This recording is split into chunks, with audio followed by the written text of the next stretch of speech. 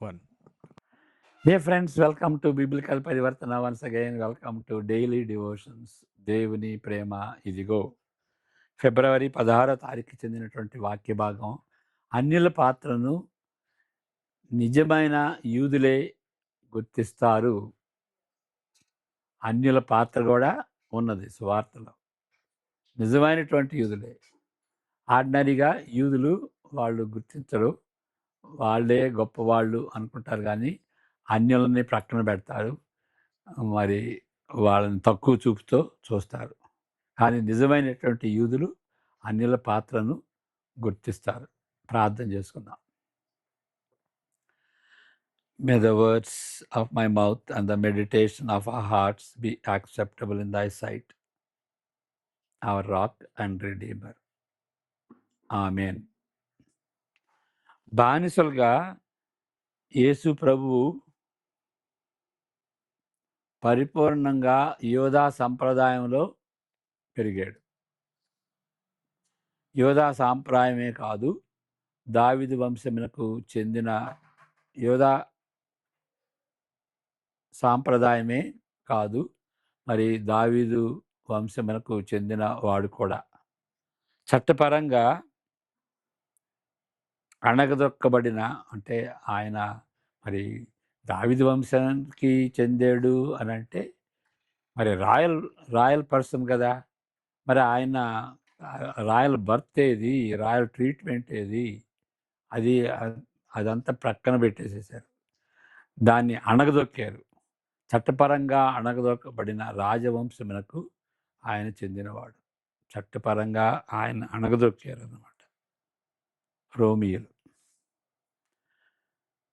2:4 ప్రాచీనమైన దావీదు పట్టణములో నిశ్చయముగా యేసుక్రీస్తు జన్మించుటకు సామ్రాజ్య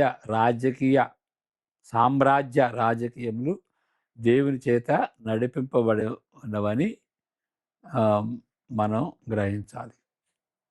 ఓకే, ఇక్కడ అంటే రోమా సామ్రాజ్యం, ఇప్పుడు బ్రిటిష్ వాళ్ళలాగా సూర్యుడు అస్తమించనేటువంటి సామ్రాజ్యం, అంత గొప్ప సామ్రాజ్యం, విస్తీర్ణం అయినటువంటి సామ్రాజ్యం, విశాలమైనటువంటి సామ్రాజ్యం. యేసుక్రీస్తు మరి బెత్లెహేములో పుట్టడానికి ఆయన ఆ సామ్రాజ్యంలో ఉన్నటువంటి ఆ యొక్క పరిస్థితులన్నిటిని కూడా మార్చి ఆయన అక్కడికి వెళ్ళేటట్టుగా చూసుకున్నాడు అన్నమాట.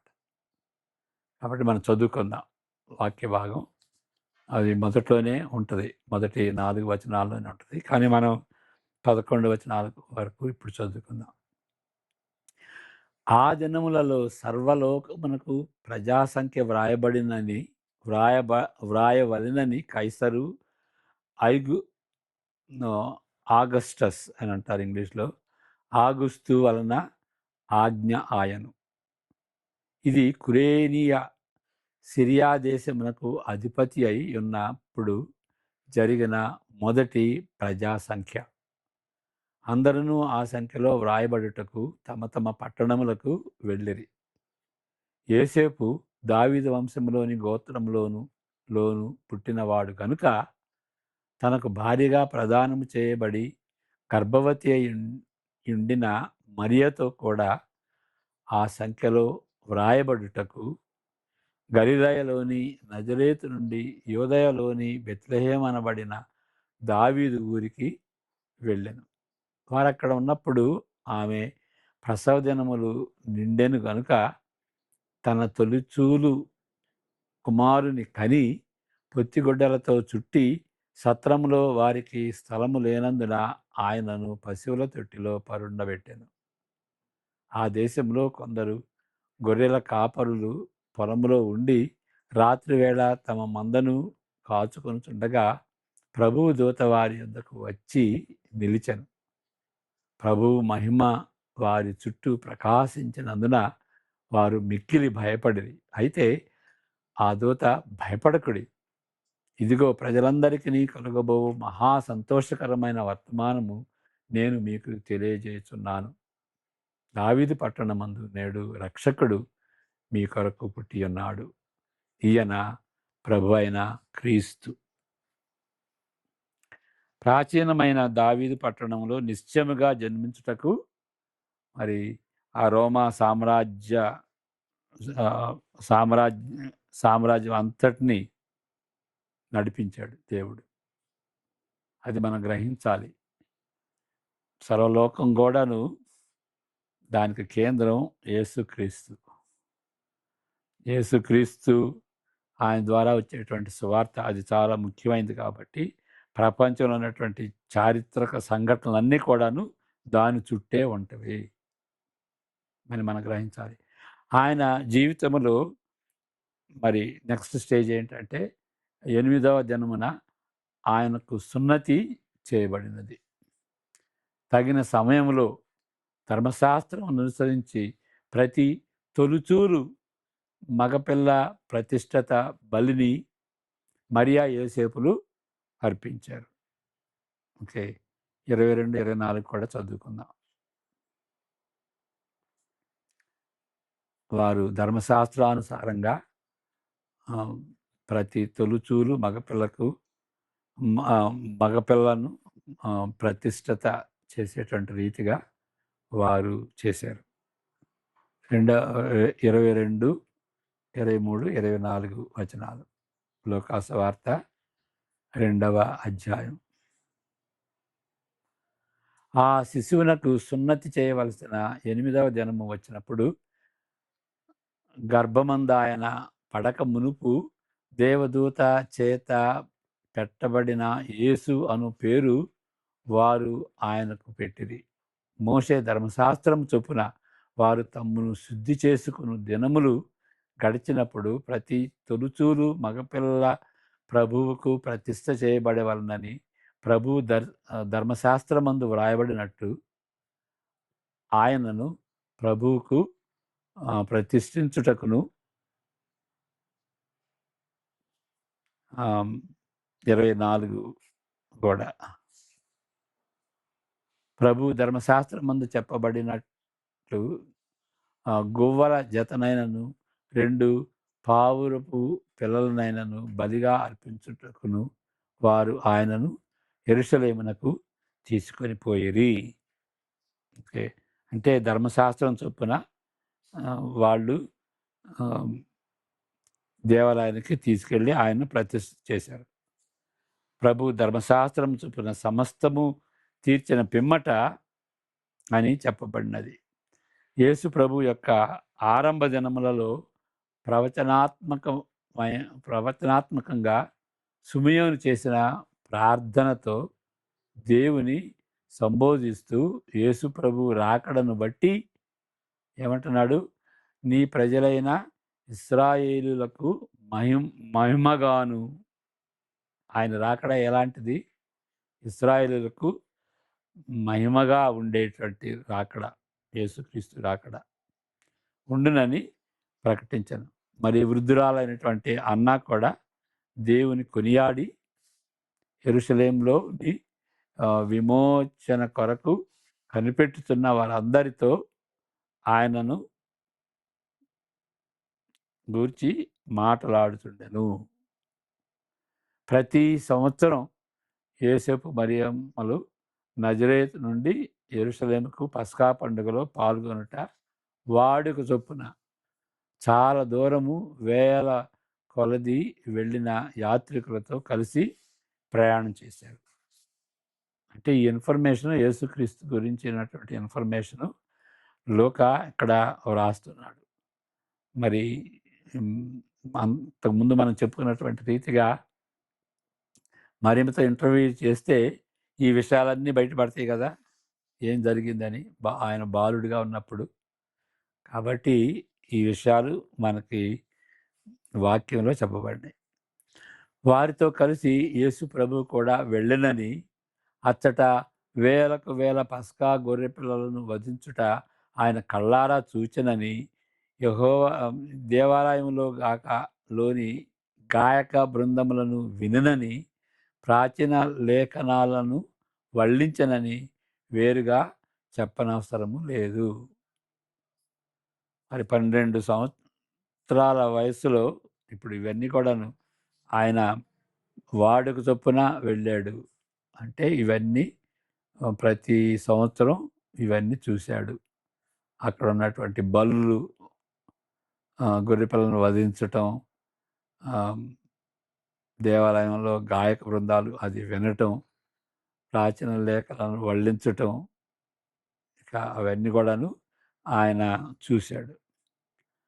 12 సంవత్సరాల వయస్సులో తన ప్రజల సాంప్రదాయములను, లేఖనములకు సుపరిచితుడైనందున దేవాలయపు బోధలతో అపూర్ణమైన తీరులో సంతోషంగా ఆయన సంభాషించాడు. ఓకే. 41 నుండి 52 వరకు మనం అది చూస్తాం. ఆ విధంగా యేసుక్రీస్తు ఎదిగాడు. పస్కా పండుగప్పుడు ఓకే. చదువుకుందాం. ఇది సుదీర్ఘమైనటువంటిదే. కానీ మనం ఎంతవరకు బైబిల్ చదువుకుంటే అంత మంచిది. పస్కా పండుగప్పుడు ఆయన తల్లిదండ్రులు ఏటేటా యెరూషలేమునకు వెళ్ళుచుండువారు. ఆయన 12 వాడై ఉన్నప్పుడు ఆ పండుగను ఆచరించుటకై వాడుక చొప్పున వారు యెరూషలేమునకు వెళ్ళిరి.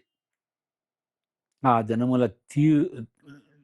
దినములు తీరిన తరువాత వారు తిరిగి వెళ్ళుచుండగా బాలుడైన యేసు యెరూషలేములో నిలిచెను.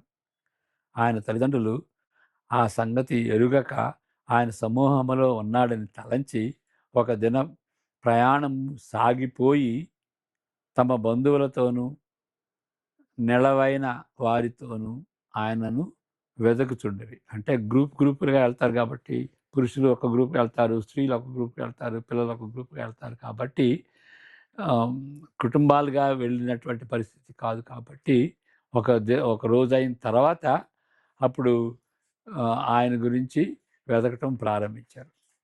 ఆయన కనబడనందున ఆయనను వెదకుచు యెరూషలేమునకు తిరిగి వచ్చిరి. 3 దినములైన తరువాత ఆయన దేవాలయములో బోధకుల మధ్య కూర్చుండి వారి మాటలను ఆలకించుచు వారిని ప్రశ్నలు అడుగుచూ ఉండగా చూచిరి. ఆయన మాటలు వినువారందరూ ఆయన ప్రజ్ఞకును ప్రత్యుత్తరములకును విస్మయమొందిరి. ఆయన తల్లిదండ్రులు ఆయనను చూచి మిక్కిలి ఆశ్చర్యపడిరి. ఆయన తల్లి, కుమారుడా, మమ్మను ఎందుకు ఇలాగు చేసితివి? ఇదిగో నీ తండ్రియు నేనును దుఃఖపడుచు నిన్ను వెదకుచుంటిమని ఆయనతో చెప్పగా, ఆయన మీరేల నన్ను వెతుకుచుంటిరి? నేను నా తండ్రి పనుల మీద నుండవలనని మీరెరుగరా అని వారితో చెప్పెను. అయితే ఆయన తమలో చెప్పిన మాట వారు గ్రహింపలేదు. అంతట ఆయన వారితో కూడా బయలుదేరి నజరేతునకు వచ్చి వారికి లోబడి యుండెను. ఆయన తల్లి ఈ సంగతులన్నిటినీ తన హృదయములో భద్రము చేసుకొనెను. యేసు జ్ఞానమందును, వయస్సునందును, దేవుని యందును, మనుషుల దయ యందును వర్ధిల్లుచుండెను. ఆయన జీవితం, పరిచర్య, ఆయన మరణ పునరుద్ధానాలలోని ప్రాముఖ్యతను గూర్చి ఆయన సంభాషించిన తీరు గాని, ప్రవచించిన తీరు గాని, యేసుక్రీస్తు చెప్పిన మాటలను అర్థం చేసుకోవటం ఆరంభించలేము. మరలా చదువుతాను. అంటే ఇప్పుడు ఈ ఈ ఈ పారాగ్రాఫ్ ఎందుకున్నదంటే, యేసుక్రీస్తు 12 సంవత్సరాల వయస్సులో అక్కడ బోధకులతో ఆయన సంభాషించాడు కదా! ఆయన ఏ విధంగా సంభాషించుంటాడు? అప్పుడే సంభాషణ గాదు. తర్వాత చెప్పినటువంటి మాటలు, దాని యొక్క అర్థాన్ని ఏ అర్థంతో ఆయన చెప్పుంటాడు అనేది మనం ఆహ్, ఏ విధంగా ఏ విధంగా మాట్లాడుంటాడు అనే దాన్ని మనం గ్రహించడానికి ఈ యొక్క పారాగ్రాఫ్ ఉందన్నమాట. ఇక్కడ హెబ్రీ గ్రంథంలో ఆయన హెబ్రీ గ్రంథాన్ని చదివాడు గదా!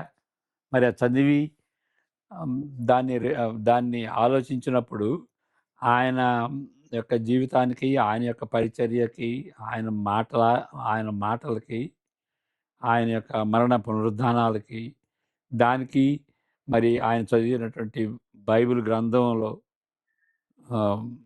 హెబ్రీ బైబిల్ గ్రంథంలో అక్కడ ఏదైతే ఆయన చదువుతున్నాడో దానికి ఆయన జీవితానికి ఎట్లా కనెక్ట్ చేసుకున్నాడో ఇక ఆ తీరుని మనం ఆలోచించలేం. అది ఇక్కడ చెబుతుంది. మరలా చదువుతాను. ప్రాచీన హెబ్రీ బైబిల్ గ్రంథంలో వాయబడని ఎడల ఆయన జీవితము, పరిచర్య, ఆయన మరణ పునరుద్ధానములోని ప్రాముఖ్యతను గూర్చి ఆయన సంభాషించిన తీరును, ప్రవర్తించిన తీరును గాని, యేసుక్రీస్తు చెప్పినటువంటి మాటలను గాని అర్థం చేసుకోలేము. కాబట్టి అర్థం చేసుకోవడానికి ఆరంభించలేము అసలు. ఏ విధంగా చెప్పుంటాడు అనేటువంటిది. ఆయన చదివేటువంటి ఆ గ్రంథంలో వ్రాయబడి ఉంది కదా! ఆయన గురించి. మరి ఆయన చెప్పినప్పుడు, ఆయన చదివినప్పుడు, ఆయన ఆయన చెప్పినటువంటి తీరు,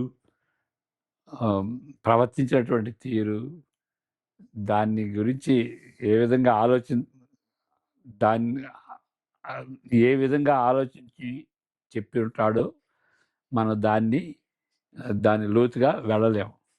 దాని గురించి చెప్పటానికి ఆరంభించలేము. చెప్పగలిగినది ఇంత మాత్రమే కాదు, దీని గురించి చెప్పగలిగినది ఇంతే కాదు, ఇంకా వేరే విషయాలు కూడా చెప్పవచ్చు.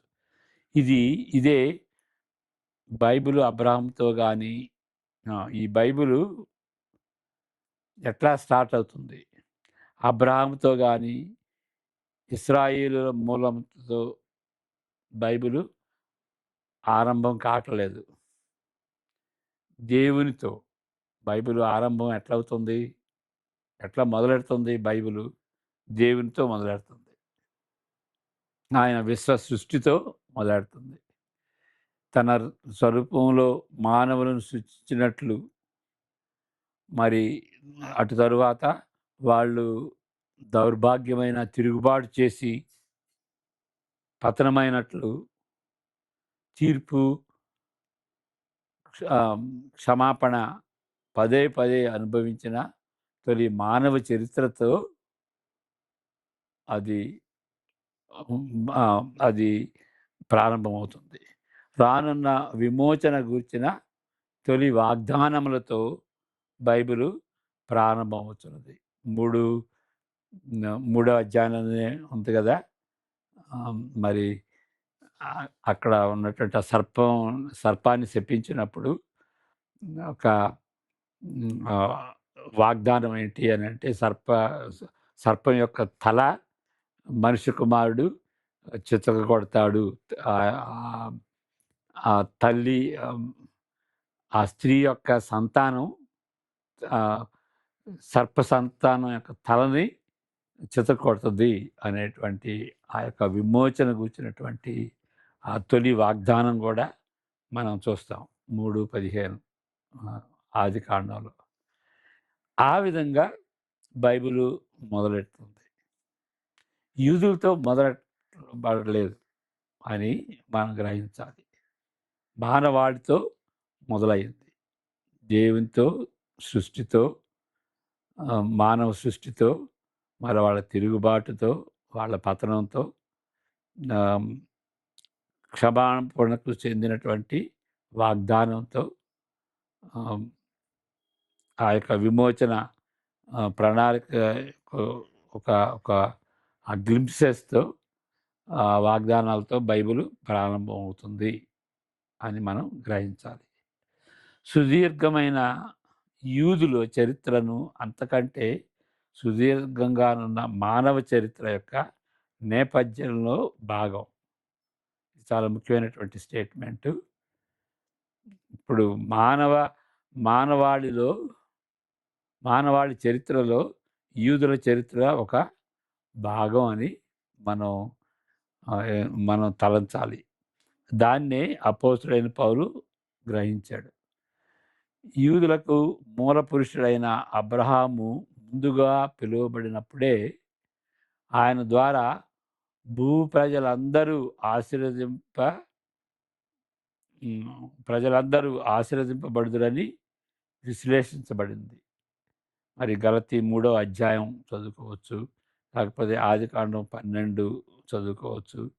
దానిలో మనం గ్రహించేది ఏంటంటే, అబ్రహాంకి దేవుడు ముందుగా వాగ్దానం చేశాడు.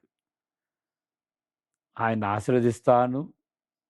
ఆయన ద్వారా మరి ప్రజలందరూ ఆశీర్వదింపబడతారు అని దేవుడు వాగ్దానం చేశాడు.